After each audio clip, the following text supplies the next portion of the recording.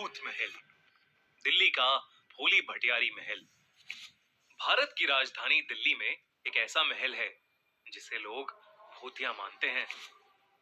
भोली भटियारी का महल, जो कि दिल्ली के सेंट्रल रिज फॉरेस्ट एरिया में मौजूद है। कई लोगों ने वहां अजीबोगरीब चीजें एक्सपीरियंस की हैं। कई लोगों ने वहां एक सफेद साड़ी पहने एक अजीब सी दिखने वाली औरत को देखा है, बल्कि कुछ लोगों ने अजीब सी काली परछाइयों को भी देखा है। कभी किसी के चीखने की आवाजें, तो कभी हवा का एकदम से रुक जाना, जिससे कई लोगों को वहां सांस लेने में तकलीफ भी हुई है। कई लोग मानते हैं कि यहाँ एक रानी की आत्मा भटकती है। भोली भटियारी के महल के सिक्योरिटी के लिए भी वहां आज तक कभी कोई भी गार्ड रात में टिक नहीं पाया है। रोज शाम होते ही वहां पुलिस बैरिकेडिंग करना शुरू कर देती है। किसी का भी वहां अंधेरा होने के बाद जाना मना है। लेकिन अर्पित और उसके दोस्त कार्तिक और शिखर उस महल के बारे में कुछ नहीं जानते थे। वो तीनों हर संडे अपनी साइकिल्स लेकर शाम को साइकिलिंग राइड्स पर जाया करते थे। उन्होंने अपनी साइकिल्स पर लगभग पूरी दिल्ली घूम ली थी। पर एक संडे शाम वो दिल्ली के सेंट्रल रिज वाली रोड पर साइकिल चलाते चलाते एक अजीब सी सुनसान सी जगह पर पहुंच गए थे। अर्पित को वहां एक पुराना महल दिखा, तो वो वहीं रुक गया और उस महल को बड़े ध्यान से देखने लगा। अर्पित को देखकर कार्तिक और शिखर भी वहां रुक गए। उस महल के पास ठंडी हवा चल रही थी। पसीनों में तर तीनों दोस्त वहीं रुक गए और वहीं आराम करने लगे। अर्पित को वो पुराना महल बड़ा अच्छा लग रहा था, तो वो उसके अंदर चला गया। कार्तिक और शिखर वहीं बाहर खड़े महल के साथ अपनी फोटोज खींचने लगे। कार्तिक ने जैसे ही शिखर की फोटो खींची, शिखर को बुरी तरह खांसी शुरू हो गई। कार्तिक ने शिखर को पानी दिया और अपने फोन को देखने लगा। उसे फोन के कैमरा में खींची गई फोटो में दिखा कि कोई काली सी परछाई शिखर के गले को दबा रही थी। ये देखकर कार्तिक घबरा उठा। उसने जैसे ही ये बात शिखर को बताने के लिए अपना सर उठाया, उसने देखा कि शिखर वहां कहीं नहीं था। तभी कार्तिक को महल के अंदर से अर्पित के चीखने की आवाज आई। कार्तिक भागा भागा महल के अंदर चला गया। शाम ढल रही थी और अंधेरा होने आया था। उस महल के आसपास सिर्फ जंगल था और बड़ी बड़ी दीवारें। गिद्ध भी चारों तरफ मंडरा रहे थे। ऐसे में अर्पित और शिखर दोनों का ही अचानक गायब हो जाना कार्तिक को डरा रहा था। पर कार्तिक को अभी भी नहीं पता था कि वो दिल्ली के भोली भटियारी महल में था, जिसे लोग भूत महल भी कहते थे। कार्तिक सहमा हुआ उस महल के अंदर अर्पित और शिखर को ढूंढ रहा था। अर्पित, अर्पित, शिखर। उसने कई बार दोनों को आवाजें लगाई, पर सामने से कोई जवाब नहीं आया।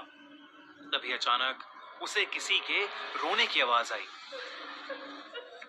वो उस आवाज के पीछे गया तो उसने देखा कि एक बूढ़ी औरत वहां एक कोने में बैठकर सिसकियां भर रही थी। उसका चेहरा उसकी शॉल से ढका हुआ था। उस बूढ़ी औरत का हुलिया देखकर कार्तिक की जान निकले जा रही थी। फिर भी हिम्मत करके जब उसने उस बूढ़ी औरत से पूछा कि क्या उसने उसके दोस्तों को वहां से गुजरते हुए देखा है, तो उस बूढ़ी औरत ने हाथ के इशारे से उसे महल के और अंदर भेज दिया। कार्तिक जब अंदर गया तो उसने देखा कि अर्पित वहीं खड़ा है। अर्पित एक नजर टिकाए सामने देख रहा था। ऐसा लग रहा था कि जैसे अर्पित किसी के वश में हो। कार्तिक ने उसे जोरों से हिलाया, लेकिन तब भी अर्पित सामने ही देखे जा रहा था। कार्तिक ने जब ध्यान से सामने देखा तो उसे सामने एक छत सी दिखी और उस छत पर एक औरत। वो औरत किसी रानी से कम नहीं लग रही थी और वो इधर से उधर भटक रही थी। लेकिन तभी वो औरत चलते चलते रुकी और अपनी गर्दन घुमाकर कार्तिक की तरफ देखने लगी। कार्तिक भी अर्पित की तरह ही सुन्न पड़ गया और वो औरत हवा में उड़ती हुई उन दोनों की तरफ आने लगी। अचानक से शिखर वहां आ गया और उसने देखा कि कार्तिक और अर्पित दोनों को ही फिट्स यानी दौरे पड़ रहे हैं। शिखर को वो औरत नहीं दिख रही थी। उसने तुरंत ही अर्पित और कार्तिक पर पानी डाला और उन्हें जोरों से हिलाया। तब जाकर कार्तिक और अर्पित को होश आया। दोनों इतना डरे हुए थे कि उनके मुंह से एक आवाज भी नहीं निकल रही थी। शिखर ने बताया कि उसे पास में एक बहुत खूबसूरत मोर दिखा था, तो वो उसे देखने चला गया और जब वो वापस आया तो उसे कार्तिक और अर्पित की चीखें सुनाई दी। अब तीनों बस उस महल के अंदर से निकलना चाहते थे। वो तेजी से बाहर की ओर भागे, पर दरवाजे पर वो बूढ़ी औरत अभी भी खड़ी थी। अचानक उसका शॉल नीचे गिर गया और उसका ढका हुआ चेहरा अब तीनों के सामने था।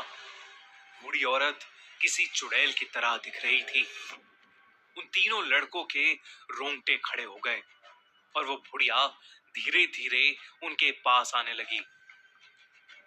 वो तीनों लड़के डरकर पीछे मुड़े तो वो रानी जैसी दिखने वाली औरत भी उनके करीब आ रही थी। तीनों मदद के लिए जोरों से चिल्लाने लगे। बाहर पुलिस वाले जब बैरिकेडिंग के लिए आए तो उन्हें 3 साइकिल बाहर खड़ी हुई दिखी। वो समझ गए कि अंदर जरूर कोई है और उन्होंने तुरंत महल के अंदर जाकर चेक किया। तीनों लड़के महल के दरवाजे के पास बेहोश पड़े थे और उनके शरीर बुरी तरह तप रहे थे। उन्हें फौरन पास के हॉस्पिटल भेजा गया। जब उन्हें होश आया तो उन्हें कुछ भी याद नहीं था कि उस बूढ़ी औरत को देखने के बाद उनके साथ क्या हुआ। कहानियों की माने तो शायद वो रानी जैसी दिखने वाली औरत फिरोज शाह तुगलक की रानी थी, जिसे राजा ने उस महल में नजरबंद कर दिया था। और वो बूढ़ी औरत शायद एक औरत थी जो रास्ता भटक कर इस महल में पनाह लेने आई थी। कहते हैं दोनों ने ही इस महल के अंदर अपना दम तोड़ दिया था। और हाँ, आपको क्या लगता है, क्या आप भोली भटियारी के महल में जाना चाहेंगे? हमें कमेंट्स में जरूर बताएं। और भी वीडियो देखने के लिए इस चैनल को सब्सक्राइब करें। हाँ दोस्तों, और भी लाइक